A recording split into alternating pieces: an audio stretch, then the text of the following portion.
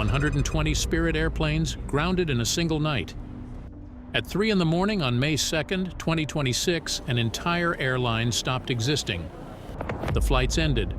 The crews went home for the last time. Rows of bright yellow jets sat parked in the dark, each one worth more than most people earn in a lifetime, all of them going nowhere. And nobody is asking what happened next because those planes didn't disappear. And by the time this is over, you'll understand why you will probably sit inside one of them one day and never know it. The treasure chest. Spirit didn't file for the kind of bankruptcy where a company struggles and eventually recovers. This was the other kind, liquidation. It was a complete shutdown, with a court selling off everything the company owned to pay its debts. The timing of that last night was intentional. 3 in the morning was picked so every jet would be on the ground, and every crew member accounted for before anyone woke up to discover their flights were canceled. Spirit Airlines is going out of business. The airline said early this morning that it has begun shutting down operations. It's also canceled all upcoming flights. For regular people, that morning was a shock. Travelers arrived at airports across the country to find Spirit's yellow counters closed and the screens blank.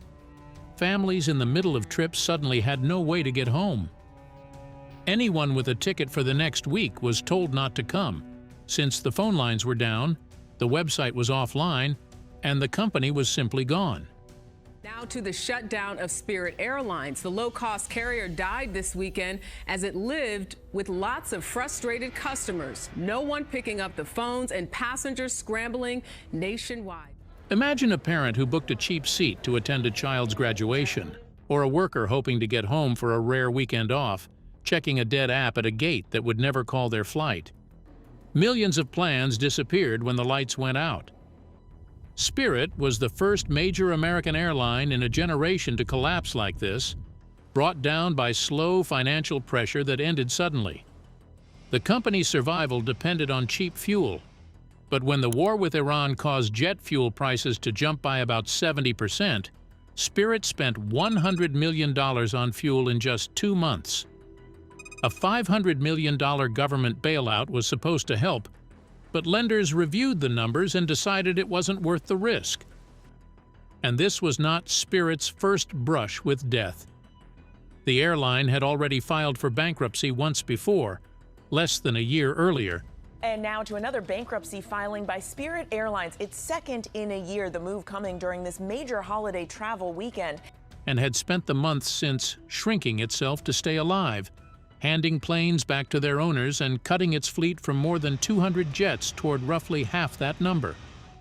For 34 years, it had sold the cheapest seats in the sky, the bare fare that let people who could never normally afford to fly finally get on a plane. By the final night, it was a smaller, weaker version of the airline it had once been. From the outside, the collapse looked sudden. Inside, Spirit had been dying in slow motion for a year and a half, so the lights went out. But even after an airline shuts down, it can still be worth a lot. Court documents valued Spirit's planes and engines at about $1.25 billion. There were another $167 million in spare parts. Just its takeoff and landing slots at one New York airport were worth nearly $87 million. The airline was finished, but its assets were valuable, and everyone Spirit owed money to was already lining up. There was one problem. By the end, Spirit was so broke it couldn't even afford to sell its own assets in an organized way. The company told the court there was no money left to hold a proper auction. This meant the real owners of most of the planes didn't have to wait or compete with anyone. They could just come and take their planes before anyone else could claim them, or before their value dropped. Most passengers have never heard of the law that allows this, but it is why most of these planes were already out of Spirit's control before the courts could even take stock of them. To see how this happened, you need to know one specific clause hidden in American law: the 60-day clock. This is a part of American bankruptcy law that sounds boring but has serious consequences. When an airline fails, the companies that lease planes to it have 60 days to decide what to do. If the airline can't pay, those owners have the legal right to go directly to the airport and take their planes back. They don't have to wait behind other creditors or go through a long court process. They can simply take the keys and fly the planes away. The law was designed this way for a reason. You can't repossess a hotel in a few hours, but a jet can be started, moved, and flown to another country very quickly. Since planes are mobile and worth millions, the law allows owners to take them back fast before they lose any value. Most travelers never think about this when they board a plane. The airline usually doesn't even own the plane you're sitting in. Spirit owned very few of its jets. About 2 out of every 3 were owned by leasing companies with names like AerCap, SMBC, Sky Leasing, and Carlisle, many based in Dublin. These companies don't fly passengers themselves. They buy planes and rent them to airlines, similar to how landlords rent apartments. When Spirit collapsed, AerCap alone was owed more than $500 million. AerCap and a firm called Sky Leasing each held the leases on about 10 of the jets, with another 8 tied to SMBC and a long line of smaller companies splitting the rest between them. As soon as the airline shut down, the leasing companies acted quickly. This was a real rush, not just paperwork. Teams of inspectors, engineers, and pilots went to the 26 airports where Spirit's yellow jets were stranded. They were racing against time and each other. Since every day a plane sits unused, it loses value and costs more in fees. Crews boarded the planes to check logbooks, engine hours, and make sure they had the right jet. Then the planes had to be flown out quickly. But not just any pilot could do this job. They needed people who knew these planes very well and could move them safely. It turned out the best qualified people were the same people Spirit had just thrown out of work. And the company that hired them knew exactly what it was asking. Flying their own funeral. Nomadic Aviation was hired to move the fleet. And to fly the planes, they reached for the one group of people on Earth who knew every switch and habit of those cockpits by heart: Spirit's own pilots. Consider what that meant. Just days before, these people had steady jobs, salaries, uniforms, and a reason to get up early. Many had spent years working their way up, but that progress disappeared as soon as the airline closed. Seniority didn't transfer to other companies, so even experienced captains would have to start over. Some had mortgages based on paychecks that stopped overnight, and children who just learned the family income was gone. Plans ended at the same time as the airline. 17,000 jobs were lost that night, and most were not pilots.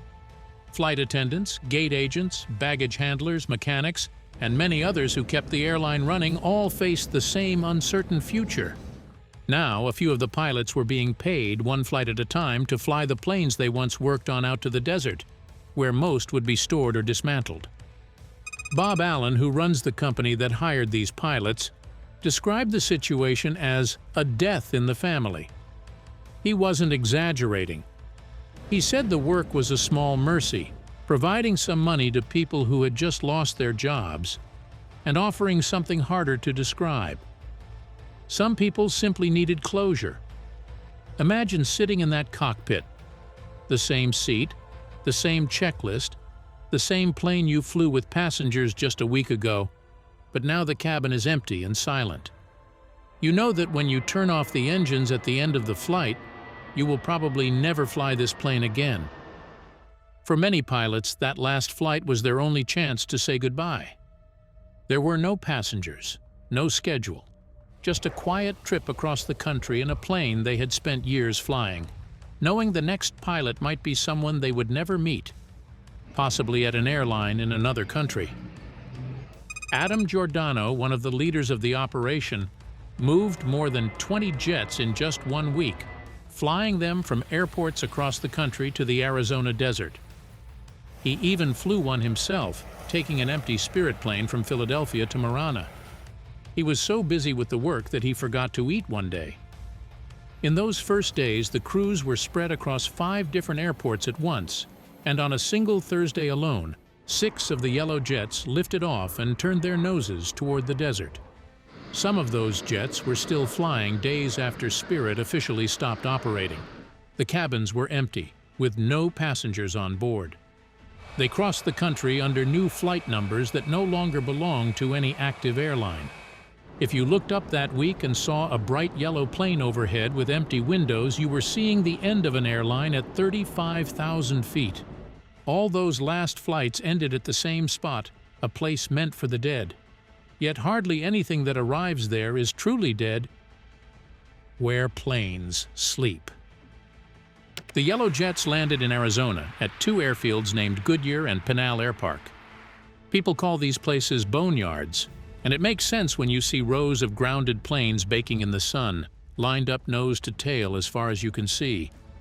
There are hundreds of planes from airlines all over the world, looking dead or abandoned.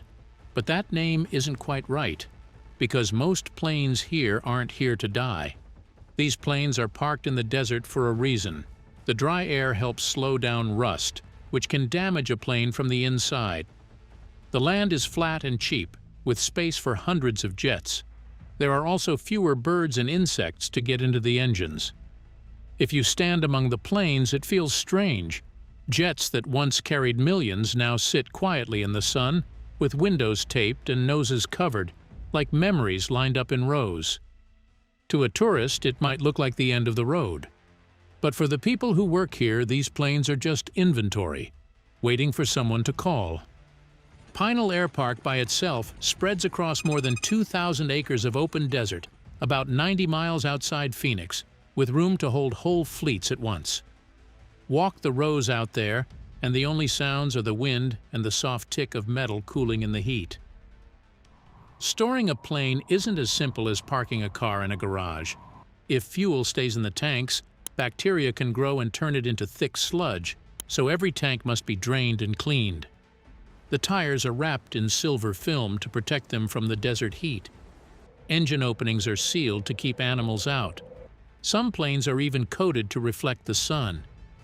Even with all these steps, it costs about $5,000 a month to keep just one plane parked and unused. So no one wants these planes to sit unused for long, and they won't. That's because under the wing of each yellow jet is the most valuable thing Spirit left behind: the engines, worth more than the plane. For years, the modern engines under planes like Spirit's, made by Pratt & Whitney, have had a hidden flaw. They wear out and need repairs much sooner than expected. When one breaks, it can take almost a year to fix because so many airlines are waiting for repairs at the same time. At one point, about 835 of these jets were grounded worldwide, almost 4 out of every 10 built with this engine, just because they needed working engines. This shortage isn't just a statistic, it's the reason airlines from India to Europe have parked good planes, canceled routes that towns relied on, and left passengers facing delays, all because there aren't enough engines. In India, one budget airline had more than 60 of these jets sitting on the ground at the same time. In Europe, another had over 40 parked and waiting. Every airline wants this one part they can't get, and it affects crews who are sent home and towns that lose their only flights. This demand has driven prices up. One engine can sell for about $20 million, and a working pair can be worth more than the whole plane. It's like a house being worth less than its air conditioners. In Spain, there are rows of almost new jets taken apart, not because they were broken, but because their engines were more valuable off the plane than on it. Here's the tough part. This engine defect is one of the reasons Spirit went out of business. The airline had jets grounded and couldn't use them, but still had to pay the bills. At one point, nearly 40 of its own planes sat idle for that very reason, bleeding money while they did nothing. The flaw that hurts Spirit is now why the whole industry is after its planes, looking for the one part no one can get quickly enough. The same problem that ended Spirit is now why its planes are being stripped for parts. Still, Spirit's engines alone won't solve the shortage. They'll return to the market slowly, and there are still thousands more needed than one airline can provide. Industry forecasts expect the crunch to drag on for years, which means almost everything Spirit leaves behind will find a buyer the moment it becomes available. This leads to a strange question. If 2 engines are worth more than the whole plane, why not just remove the engines from all 120 jets, sell them, and scrap the rest? But almost none of these planes end up that way. The engines come off first, and the moment they are gone, the stripped body of the plane begins a journey almost no passenger has ever imagined. Second lives. Some of these jets will fly again, looking much the same but with new colors. Repainting a plane costs between $50,000 and $200,000 and takes a week or two. So planes often fly for months with a mix of old and new paint, just a new logo covering the old one. After a British airline went out of business a few years ago, its planes could still be seen in the old colors, flying for a new owner almost a year later. So if you see an Airbus with a strange paint job at your airport, take a closer look. You might spot a faded yellow underneath. Spirit's competitors are already interested. Major airlines like American, United, JetBlue, and Frontier are looking at the planes, airport gates, and valuable landing slots. Spirit had already sold some gates at Chicago's busiest airport before shutting down. Now the rest of its assets are being claimed by the same companies it once competed with, and some of Spirit's former pilots and crew will probably end up working for these rivals, flying the same routes Spirit once did. Other jets are converted in a different way. Crews cut a large door into the side, remove all the seats, and strengthen the floor, turning the plane into a cargo carrier that can haul over 20 tons of freight. There's a big demand for these conversions, with many planes waiting for the same work and entire workshops focused on turning passenger jets into freighters. The waiting list for that surgery already runs to around 320 aircraft worldwide, and it keeps growing as more of what people buy online gets flown through the night instead of shipped by sea. So the next time you get an overnight package or something shipped from far away, there's a good chance it traveled in what used to be Spirit Seat 14B. The oldest and most worn-out jets are used for parts. Their landing gear, cockpit instruments, power units, and any working pieces are removed to help keep other planes flying elsewhere. What's left is just an empty aluminum frame, which is cut up and sold for scrap. Some of that metal might even return to you as a soda can. So most planes return in some form, repainted, converted for cargo, and sent around the world. This brings us back to the main question. If the engines are worth more than the plane, why do almost all of these jets get a second life instead of being scrapped? You'll never know.